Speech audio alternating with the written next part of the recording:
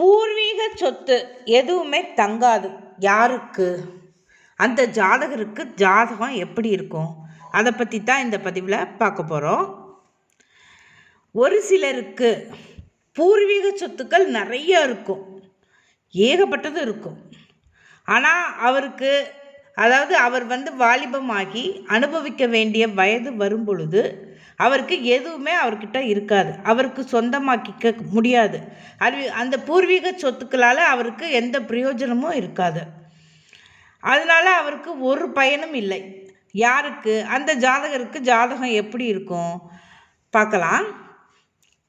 லக்னத்திலிருந்து எண்ணி வருகின்ற 12ஆம் வீட்டில் ராகு இருப்பார். அந்த ராகு 12ஆம் வீட்டில் இருந்தார் அப்படின்னா அந்த ஜாதகருக்கு பூர்வீக சொத்து எதுவுமே தங்காது. அவங்க அவங்க அம்மா அப்பா முன்னோர்கள் அவங்களே நிறைய அனுபவிப்பாங்க. ஆடம்பர செலவுகள் நிறைய செய்வாங்க, தேவையில்லாத ஆடம்பர செலவுகள் நிறைய செய்வாங்க. அதனால சொத்துக்களை அழிச்சிடுவாங்க.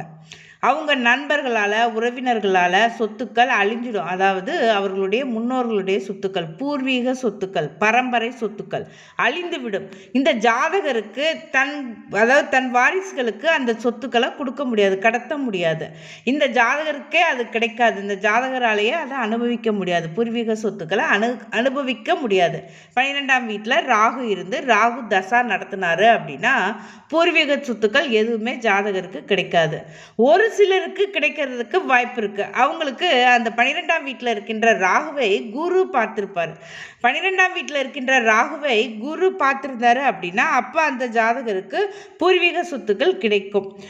ஆனால் 12ஆம் வீட்டில் இருக்கின்ற ராகுவை குரு பார்க்கல அப்படின்னா அவருக்கு அந்த ஜாதகருக்கு பூர்வீக சொத்துக்களால் எந்த பிரயோஜனமும் இருக்காது, அவருடைய நண்பர்களாலேயும் பிரயோஜனம் இருக்காது, சுற்றி இருக்கின்ற உறவினர்களாலேயும் எந்த பிரயோஜனமும் கிடைக்காது.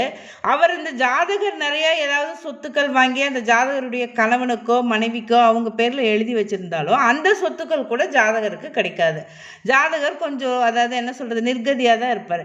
12ஆம் வீட்டில் இருக்கின்ற ராகு தசா நடத்தும் பொழுது நிறைய பேர் நிறைய பணம் சம்பாதிப்பாங்க. இப்போ எல்லா பெயர்ப்புகள்லாம் கிடைக்கும், நிறைய அவங்க சுய முயற்சியால் சம்பாத்தியமும் பண்ண முடியும்.